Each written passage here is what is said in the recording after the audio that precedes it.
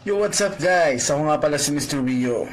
Una sa lahat, congratulations sa mga kadides natin na pumunta ng rally sa Quirino Grandstand at sa lahat ng mga nag-rally sa buong mundo. Congratulations po sa inyong lahat. At sa ating lahat syempre. Maraming salamat po sa lahat ng mga nagpunta. Pinakita po natin ng totoong people power. Maraming salamat po sa inyo. At pag-usapan nga pala to si Jim Paredes, itong kupal na to. Alam mo, hindi ko nagustuhan yung unang-unang scene yung meron siyang binubuli na tao na supporter daw na taga Duterte's youth daw. Yun. Hindi maganda Boss Jim Hindi maganda, Boss Jim. Alam mo kung sa akin mo ginawa yun, ikalalagyan niyang mukha mo sa akin. Sa totoo lang. Hindi ko kayang bilangin na suntok na bibigay ko sa'yo pagka ginawa mo sa akin yun sa harapan ko. Pagka uwi ko pag umuwi, sa akin mo gawin yan. Subukan mo. May kalalagyan ng mukha mo sa akin. Sa totoo lang. Kupal kang tatang ka. Bugok ka. Kaya lang, hindi po ako basta-basta naniniwala sa mga senaryo na ganito Kasi, una sa lahat, Duterte supporter dapat nasa Quirino Grandstand. Diba? Anong ginagawa ng 5 piraso o 6 na piraso ata ito na supporter ko nung ni Duterte? Parang hindi yung ata kapanipaniwala no? Parang set up At saka, ang talagang ka-DDS at mga tunay na mga Duterte supporters, merong isasagot sa kada sasabihin ng mga dilawan. Yan huwag niyo kalimutan. Meron tayong sagot palagi. Ako sagot ko kay Jim Paredes sa pakagad Sa totoo lang, nakakapikon. Ay nako, nakakapikon ka Jim Paredes. Noong ka pa Nagtitimpi lang ako sa'yo ay nako, huwag kang papakita sa akin pag uwi ko at ano-anuhin mo ako, ay nako, sapak agad na abutin mo sa akin. Sa totoo lang, mananapak po ako, ha? Pinangungunahan na kita. Nanggaling ho ako sa mga taon, mga tinatawag niyong ordinaryong tao. Nanggaling po ako dyan. Kaya huwag mo asan Jim Paredes pag, ay nako, nakakapikon po talaga, diba? Sa totoo lang, diba? Nakakapang-init ang ulo, diba? Ay nako. Sige guys, nakakapanginit talaga ng ulo. Nako.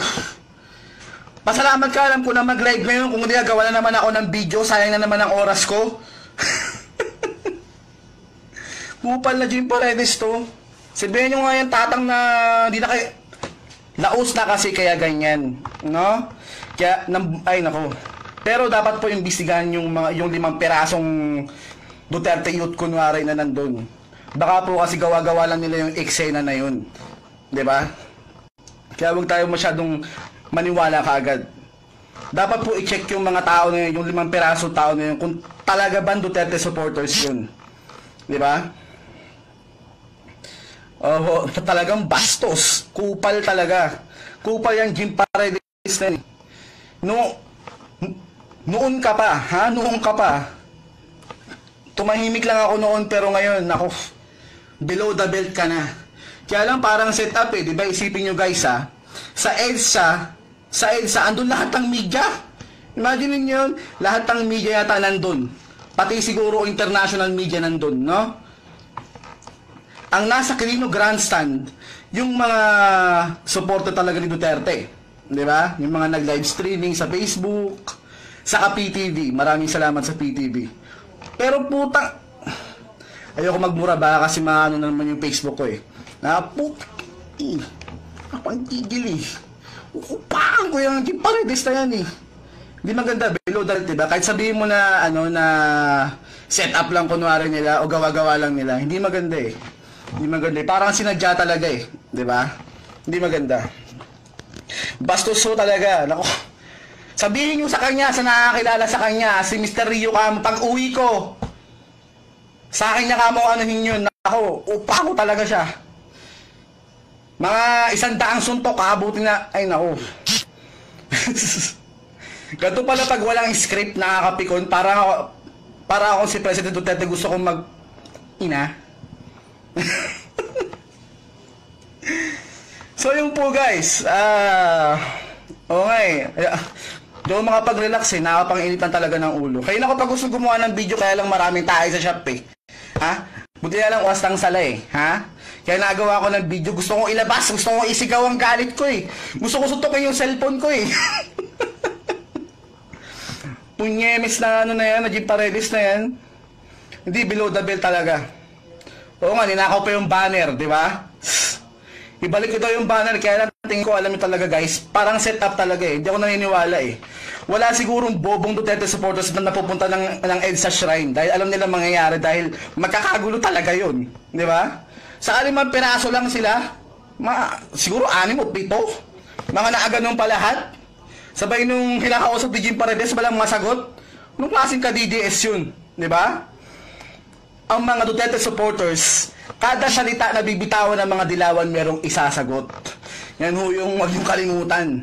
Ako sa audio kay Jim Paredes, sapak ka agad pag sa akin yung ginawa yun. Wala nang usap-usap.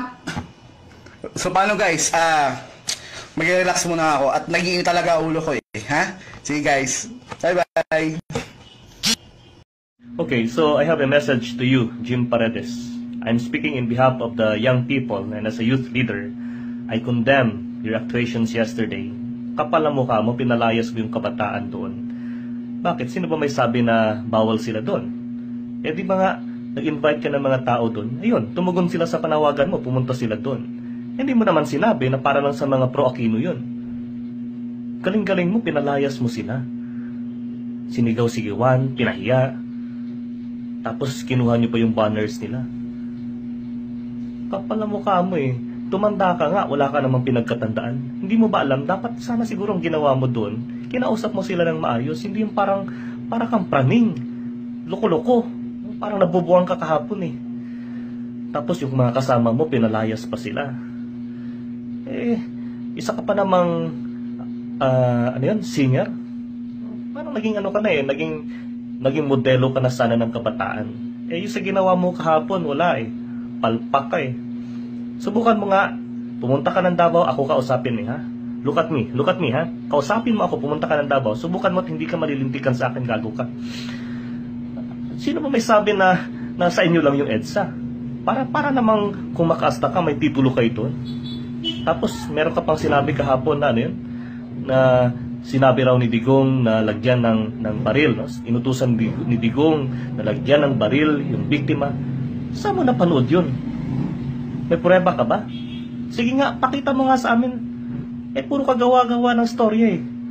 Para namang umasta ka, ang galing-galing ng mga Aquino mo. Eh, 2 Aquino nang nagdaan, naging presidente. Ilang taon yun? 12 years. Ano ba nagawa ng mga presidente mo? Ha? 2 Aquino yun. Sige nga, anong pinagmamalaki mo? Look at me, ha? Look at me. Anong pinagmamalaki mo? Eh, si Digong 7 months pa lang naging presidente. Para namang nagbubulag-bulagan ka. Ang dami-daming nangyayari ngayon. Magaganda. Eh, lahat ng sinasabi mo, patayan dito, patayan doon, 7,000 ang pinatay. May prueba ka bang si Digong ang nagpapatay nun? Galing mo ah. Bakit? Mas magaling ka pa sa mga West? Mas magaling ka pa sa NBI? Hanip ka. Hanip ka, Jim, ha? Pumunta ka ng Davao. Tingnan ko, hindi kita babalatan. Mr. Jim Paredes, mawalang galang na. Masyado lang ako naapektuhan doon sa ginawa mo doon sa bata kanina. Kung ako ba ang makakaharap mo, gagawin mo rin sa akin yun? Sasabihin mo rin sa akin yun? Look at me, look at me? Ilalapit mo rin yung mukha mo sa mukha ko? Nagtatanong lang ako. Sana wag magkaroon ng pagkakataon na magkaharap tayo. Tapos gawin mo sa akin yun. Alam mo, hindi lahat ng tao kaya mo. Hindi ko lang mapigilan na magsalita. Ngayon. Pasensya ka na, hindi ako kasing galing mo pagdating sa pangalipusta o pagsasalita. Hindi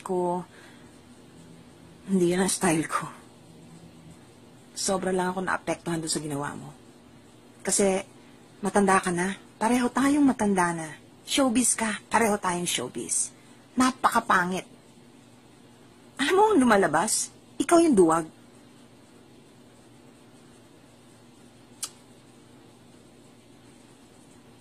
I'm so disappointed. Kasi kahit na Kahit na hindi ko gusto yung gusto mo, igagalang pa rin kita eh. Hindi ko maubos maisip na magagawa mo yun. Sana, huwag mo na ulitin. Pero huwag kang mag-alala. Pag tayong dalawa nagkaharap,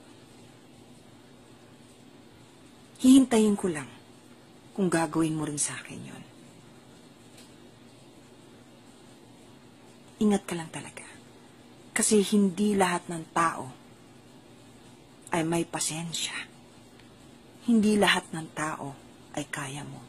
Baka makatapat ka ng isang taong hindi ka sasantuhin.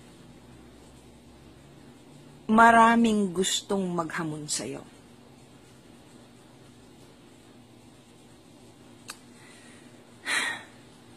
Sayang. Gustong-gusto ko pa naman ikaw noon. Kahit hindi tayo magkaibigan.